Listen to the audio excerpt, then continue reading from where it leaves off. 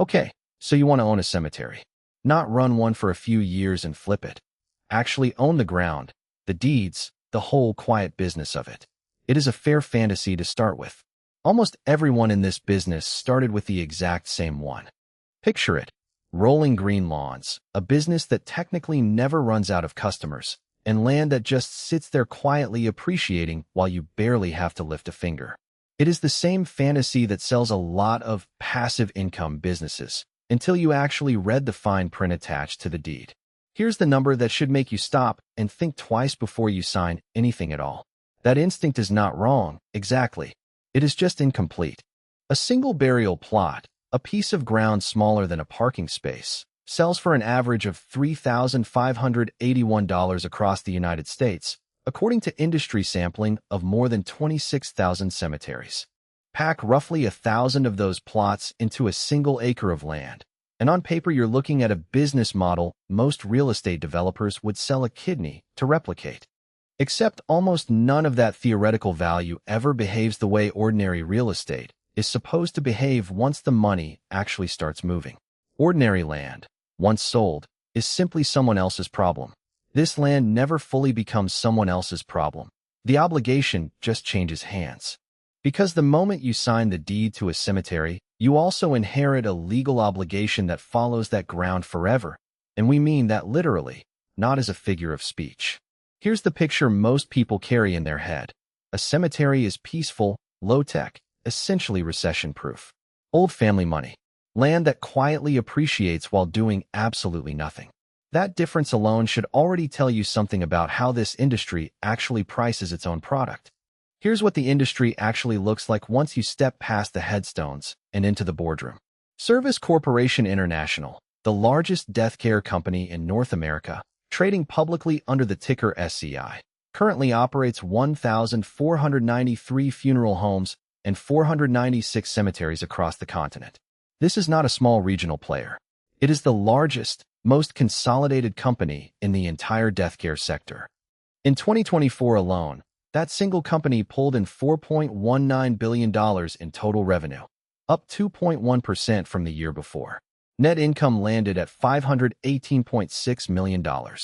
That's roughly a 12% net margin, better than the vast majority of supermarket chains, restaurant chains, and car dealerships operating in the same economy. Compare that to a typical grocery chain, where net margins usually sit somewhere between 1% and 3% on a good year. And the cemetery segment specifically runs even richer than the company average. Gross margins sitting between 32% and nearly 36%, depending on which quarter you look at. But here's the twist that never makes it onto the recruitment brochure or the glossy investor slide. The one product you assumed you were selling in this business, dirt, a hole in the ground, is quietly disappearing as a category decade after decade. That is the kind of margin most consumer businesses spend decades chasing and never quite reach. In 2025, the U.S. cremation rate is projected at 63.4%, according to the National Funeral Directors Association. The burial rate sits at just 31.6%. By 2045, cremation is expected to reach 82.3% of all deaths nationwide. Burial is expected to drop all the way down to 13%. 15 years earlier, burial was still the default choice for most American families. Burials themselves are forecast to fall from about 1.3 million a year in 2020 to roughly 608,200 a year by 2040, less than half. Cremations, meanwhile, climb from roughly 1.91 million to nearly 2.94 million over that exact same 20-year stretch. So the one asset you thought was permanent, the grave itself, is quietly becoming the minority product inside its own industry. That is not a small dip. That is the industry's core product quietly being phased out from underneath it. And as we're about to see, the operators actually winning this business stopped fighting that shift years ago. Instead of clinging to the grave, they found a completely different way to keep getting paid from the exact same 6 feet of ground. A drop of more than half, inside a single working generation. Let's say you actually go through with it and try to build one of these from scratch. Step 1, land. And not just any land. It has to be zoned specifically for burial, far enough from wells and floodplains to satisfy a county health department, and large enough to actually be worth the trouble of developing. Step 2 is a piece of capital most first-time operators never budget for at all: the perpetual care trust. In most U.S. states, the law requires you to set aside a fixed percentage of every single plot sale, typically 10% to 20%, into a trust fund that pays for mowing the grass long after you, personally, are gone from this earth. Most first-time buyers only discover this line item after they've already fallen in love with the property. You don't get to touch that money, ever. It isn't yours, it was never yours. It belongs, permanently, to people who haven't even died yet. Now let's talk about pricing. This is exactly where the recession-proof real estate story starts to get a lot more complicated. Skip that step, and in many states you simply are not allowed to legally operate at all. A single grave in Alaska averages just $775. In North Dakota, the average climbs slightly to $983. Nationally, across every state combined, the average lands at $3,581. Multiply either of those small numbers across a few thousand plots, and rural cemeteries in these states genuinely struggle to cover basic upkeep. In New York, that same size of ground goes for $6,742. And in California, the average single grave now runs $7,052. Same exact 6 feet of dirt everywhere. A tenfold difference in price, purely based on which zip code the dead person's grieving family happens to live in. Here's the part of this business that should really bother you, though: density. Ask any operator why, and the honest answer usually comes down to local land scarcity, not the actual cost of digging a hole. A traditional cemetery layout, according to industry planners, packs somewhere between 1,000 and 1,250 individual plots into a single acre of ground. Do the illustrative math on that national average price, and one raw acre of cemetery ground can theoretically carry several $1 million in future plot sales alone. That figure comes from cemetery planners themselves, not from outside critics of the industry. Numbers like that would make most residential developers turn a shade of green. Except there's one catch: you can never actually build anything else on that ground. Not ever. That is before accounting for the roughly 20% to 40% of every acre typically lost to roads, walkways, and landscaping that generates no revenue at all. That land is now permanently zoned for the dead, not for houses, not for retail, not for a single thing that could ever generate income a second time. And you still have to maintain every square foot of it, on your own dime, forever. Mowing, road repair, tree removal, irrigation systems. The ongoing cost of upkeep for grounds that, once fully sold out, generate zero new revenue, but still demand a full-time maintenance crew. Unlike a shopping mall or an apartment complex, there is no version of this business where you renovate, rebrand, and simply charge more for the same square footage twice. This is the part that surprises new operators the most. A cemetery doesn't stop costing you money once it's completely full. It just permanently stops making you any. One side of this business is the appraised, on-paper value of the land you haven't sold yet. The other side is a legal, permanent maintenance obligation with no expiration date whatsoever and absolutely no way to ever walk away from it. Layer on top of that all the paperwork, state cemetery boards, licensing requirements for anyone who physically handles human remains, and, specifically for pre-need sales, regulations that vary wildly from one state to the next. No bankruptcy filing, no change of ownership, and no amount of time passing ever legally erases that specific obligation. Some states legally require the trust deposit to already be sitting in the bank before you're even allowed to advertise a single plot for sale. And unlike funeral homes, which are covered by the FTC's federal funeral rule requiring an itemized price list for every service, a large share of cemeteries fall entirely outside of that federal protection. Which means the price list handed to you at one cemetery can look completely different from the one handed out at the cemetery just down the road, with almost no federal standard forcing any real consistency.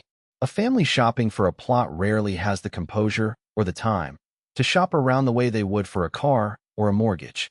So if raw land isn't actually the profit center anymore in this business, where is the real money actually sitting? Layer 1, pre-need sales. Selling burial plots and cremation packages years, sometimes decades, before anyone actually needs them. locking in today's price while quietly banking the cash right now. SCI's own quarterly filings show comparable pre-need cemetery sales production growing repeatedly, quarter after quarter, even as at-need sales, meaning immediate, urgent purchases, stayed flat or actually declined. That single sentence is worth pausing on because it quietly reframes the entire industry. Translation, in plain language, the company is increasingly selling deaths that haven't even happened yet and getting paid for them today. Layer 2 of the machine, the trust fund itself. Remember that mandatory 10% to 20% cut you're forced by law to set aside for perpetual care on every single sale. It is, in a very real sense, the closest thing this industry has to a hedge fund hiding inside a groundskeeping budget.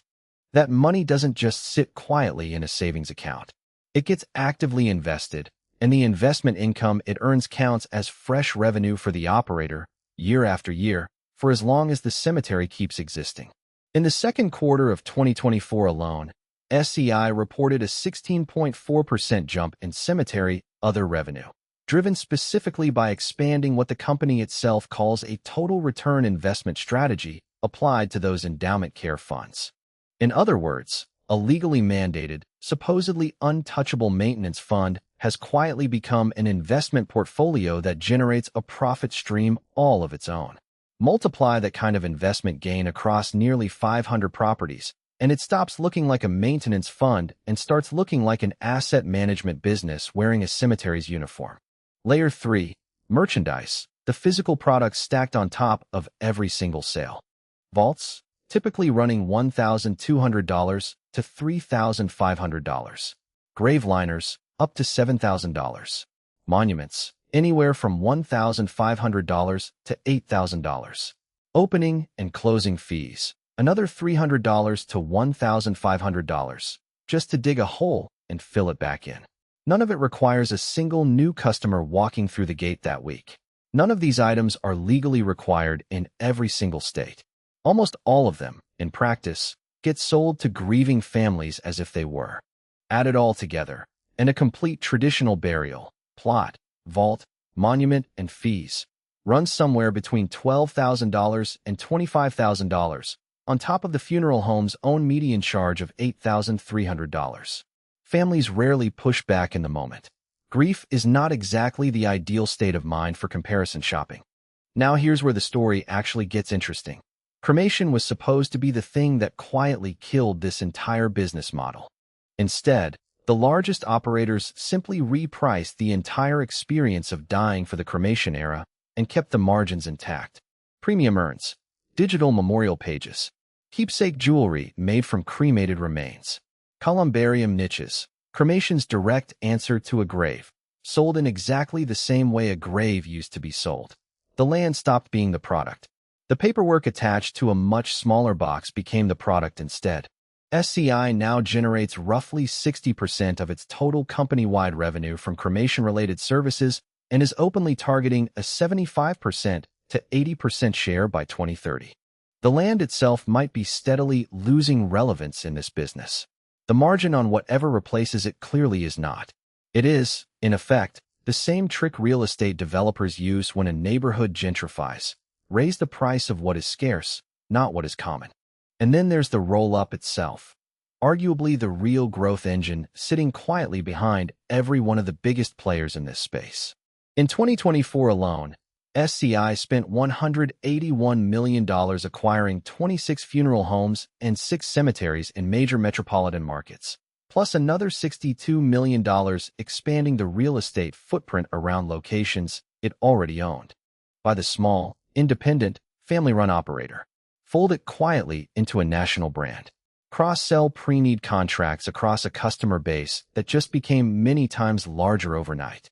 While a single family-owned cemetery is stuck maintaining one plot of ground with one small crew and one local reputation to protect, a public roll-up runs the identical playbook across nearly 500 properties at once, with a shared trust fund investment desk quietly doing the real work in the background. The independent seller loses a name on a sign. The buyer gains a balance sheet 100 times larger than what it just absorbed. That's the actual business, once you strip away the flowers and the eulogies. Not selling graves. managing a portfolio of long-duration liabilities that happen to also generate recurring, high-margin fee income. It looks, on the surface, exactly like real estate. It actually behaves like an insurance company quietly holding your money against a claim that hasn't been filed yet. It sounds almost administrative when you put it that way. In practice, it is one of the highest margin businesses hiding in plain sight in the entire consumer economy. The claim, in this particular case, is a hole in the ground and a freshly mowed lawn. Sometime, eventually, forever, whenever that finally comes due. And forever, it turns out, is an extremely long time to be promising anyone anything at all.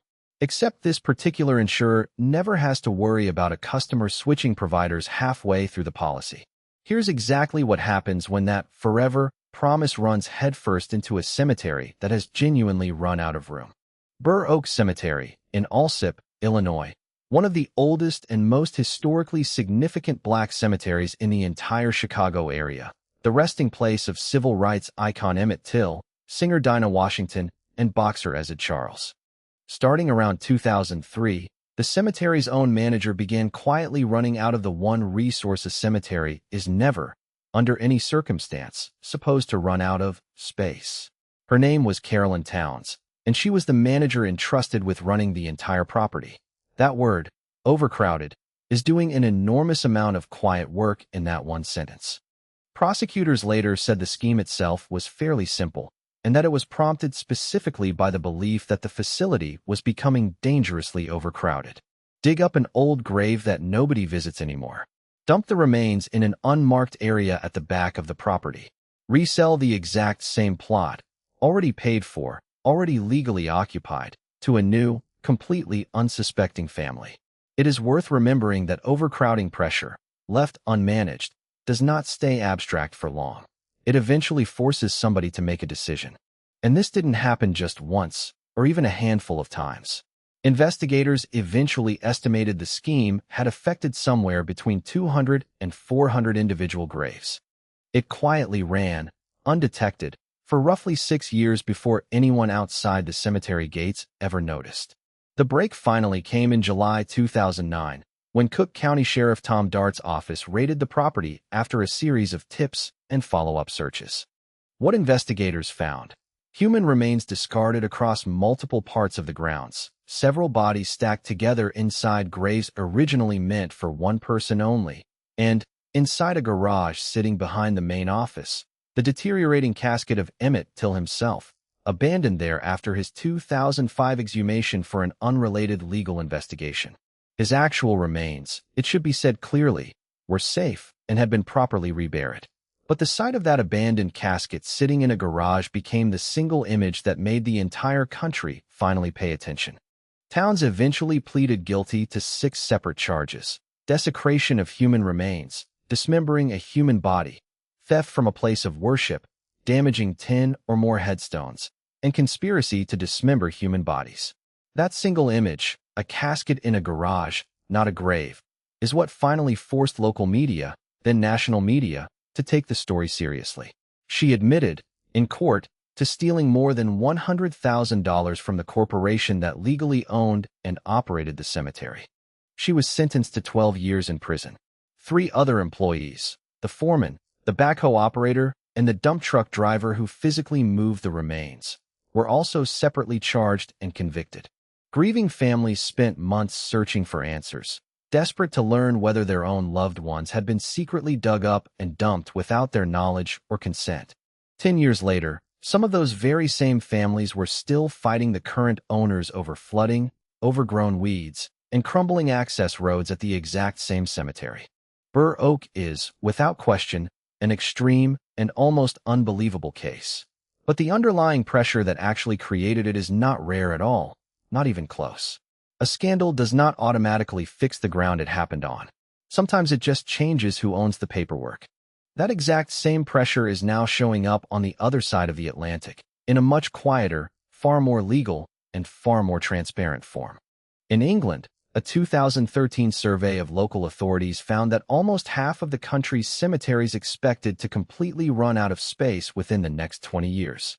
A full quarter of those same authorities said their local cemeteries would be completely full within just a single decade.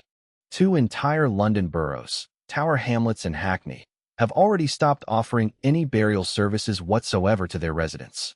Some councils reported having 5 years of burial space left. A few reported having none left at all, already.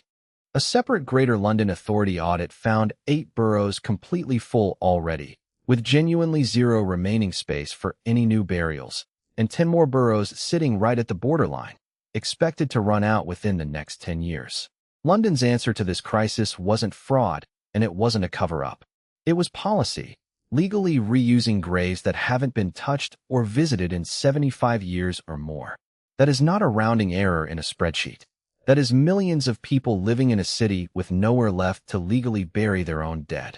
At the City of London Cemetery specifically, that reuse policy has recycled more than 1,500 individual graves since 2009 alone, with over 60% of all current burials there now going into previously used ground. One city solved a genuine space crisis with transparency, public consultation, and clear legal notice to every affected family. One cemetery, an ocean away, solved the exact same underlying crisis with a backhoe, a decade-long cover-up, and a manager who is now sitting in a prison cell. Same root problem. In both cases, a finite, genuinely non-renewable physical resource being sold to families as if it were somehow infinite. Two completely, radically different outcomes, depending entirely on whether the people running the system chose to be honest about the limits of the land. Neither city nor cemetery could simply manufacture more ground. The only real choice left was how honestly to manage the ground that was already there.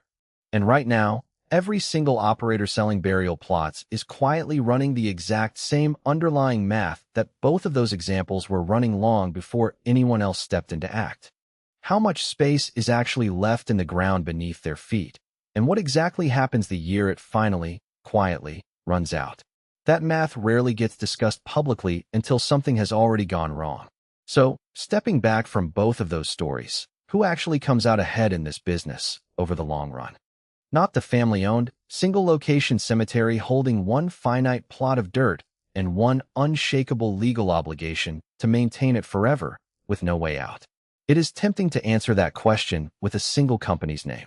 The more honest answer is a business model, not a logo, and not the small independent operator quietly facing the exact same overcrowding pressure that eventually pushed Burr Oak's manager toward a shovel, a lie, and a 12-year prison sentence. The real winners are the ones who quietly stopped thinking of themselves as landowners at all and started thinking of themselves instead as something much closer to an insurance company that happens to also own real estate. A company like SCI isn't really betting on land value at all anymore. It's betting on scale, on brand trust spread across nearly 500 cemeteries, and on the investment float quietly sitting inside hundreds of millions of dollars in perpetual care trust funds. That single mental shift, from landowner to obligation manager, is worth roughly $1 billion a year in stable, recurring profit for a company that size. While a small independent operator has to fund its own maintenance obligations out of the thin, shrinking margins on a dwindling number of plot sales, a national consolidator spreads that exact same fixed cost across an enormous, still growing base of pre-need contracts and cremation upsells. While cremation was supposed to permanently shrink this entire industry's revenue, the largest player in it simply raised prices on everything that now comes after cremation instead: the urn, the columbarium niche, the digital tribute, the keepsake jewelry. Scale, in this particular business, is not just an advantage. It is close to the entire point. This is exactly the same pattern that shows up across almost every single business we've ever covered on this channel. The underlying physical asset itself gradually stops mattering. What actually matters, in every case, is who controls the recurring fee sitting quietly on top of that asset, year after year.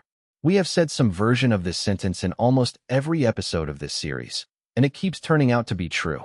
In casinos, it was never really about the slot machines. In gyms, it was never really about the equipment. In cemeteries, it was never really, truly about the dirt. It was always, in every single case, the paperwork attached to that physical asset, the trust fund, the pre-need contract, the merchandise markup, the maintenance obligation that only a company big enough to spread it across hundreds of locations can absorb without slowly bleeding out. The land itself is really just the excuse operators use to start legally collecting that recurring fee in the first place. Strip away the branding, the flowers, and the soft piano music in the lobby, and what is left is closer to actuarial science than to horticulture. And once cremation finishes reshaping this entire industry over the next 2 decades, the land itself may end up barely matching it all anymore. The fee, however, will still be sitting right there. It always, somehow, finds a brand new place to quietly attach itself to. None of this is a conspiracy. It's simply what happens whenever a permanent legal obligation runs into a company with enough scale to turn that obligation into a profit center instead of a slow, terrifying drain. History, in this particular industry, does not repeat so much as it simply relocates. Go all the way back to that very first number from the beginning of this video, $3,581, for a plot of ground the size of a single parking space. On the surface, it sounded like a business built entirely on land. It was actually, underneath all of that, a business built on a single promise, one word, repeated on every contract, every trust fund document, every perpetual care agreement ever signed by a grieving family, forever. Nobody hands you that framing on the brochure. You are left to notice it yourself, usually only after the ink is already dry. Forever is, when you strip everything else away, the only real product a cemetery is ever truly selling. Not the grass, not the headstone, not even, when you really think about it, the plot of ground itself.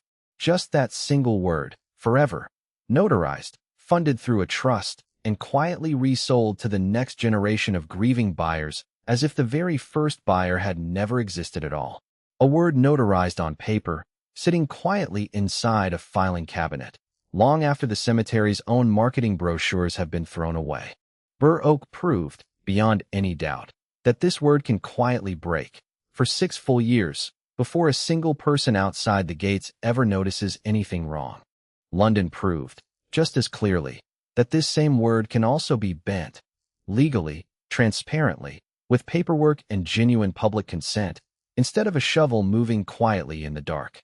Either way, the actual physical ground sitting underneath that word is steadily running out, in Illinois, in London, and in nearly every growing city on both sides of the Atlantic right now. Neither outcome required a single new grave to be dug from scratch. So here is the question genuinely worth sitting with for a moment. When your own forever plot is eventually sold to you, is that operator really promising you eternal rest, or something closer to eternal maintenance revenue for themselves? Neither Illinois nor London ran out of dead people. Both of them simply ran out of ground. And when the ground finally, actually runs out where you live, who exactly do you think gets to decide whose grave gets quietly reused first? You and your family, or the paperwork you signed years ago and almost certainly never read in full?